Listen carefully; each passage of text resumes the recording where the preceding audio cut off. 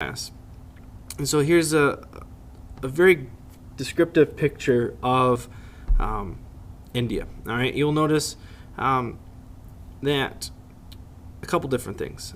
First, you'll notice all of the rivers in India. Okay, so in India they have a lot of rivers, and so that really influences the nature of what is grown in India. Okay, a lot of the times though these rivers get dried up during the dry season, and that's another unique thing about India.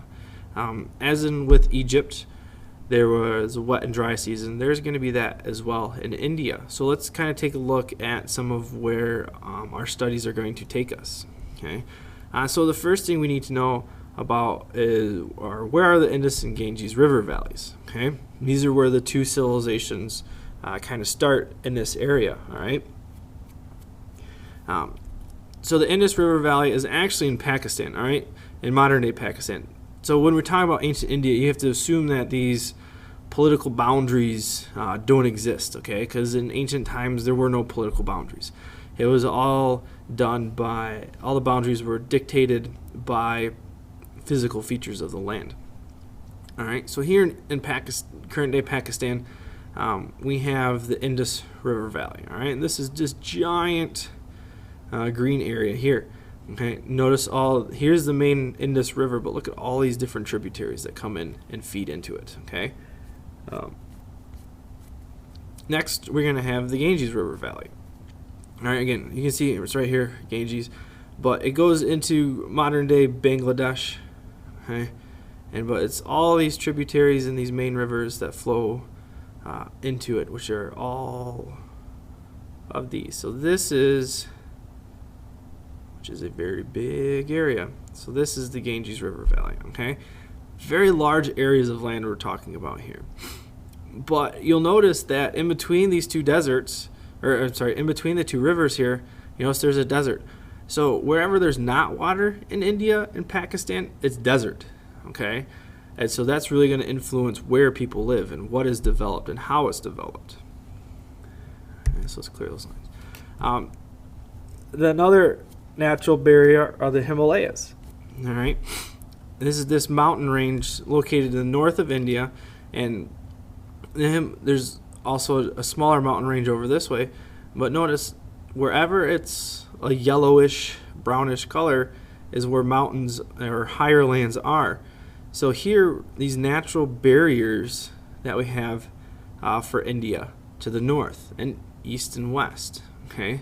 To the south, the natural barrier is what? It's water, all right? So this is a natural barrier.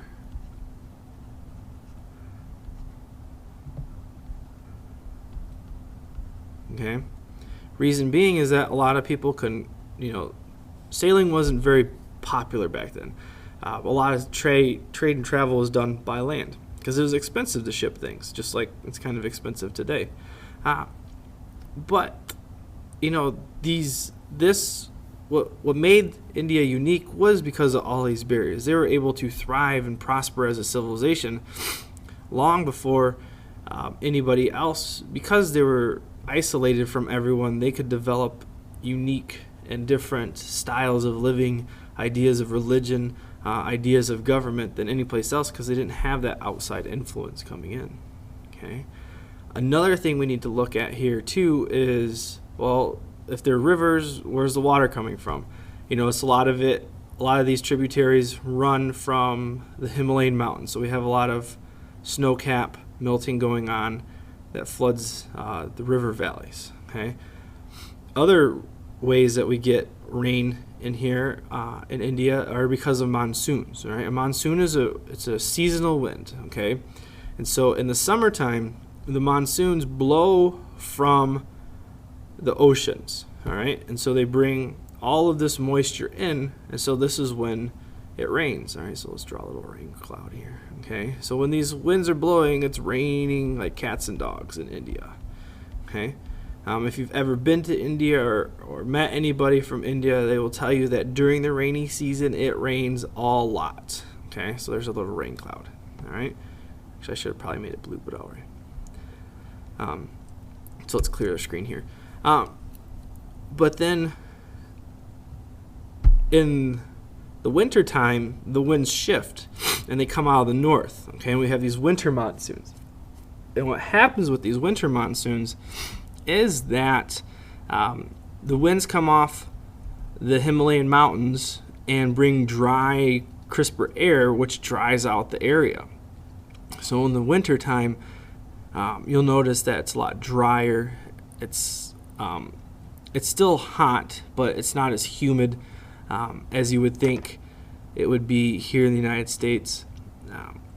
So, depending upon where you are in India, you may have to get water out of wells. The rivers may dry up during the winter monsoons.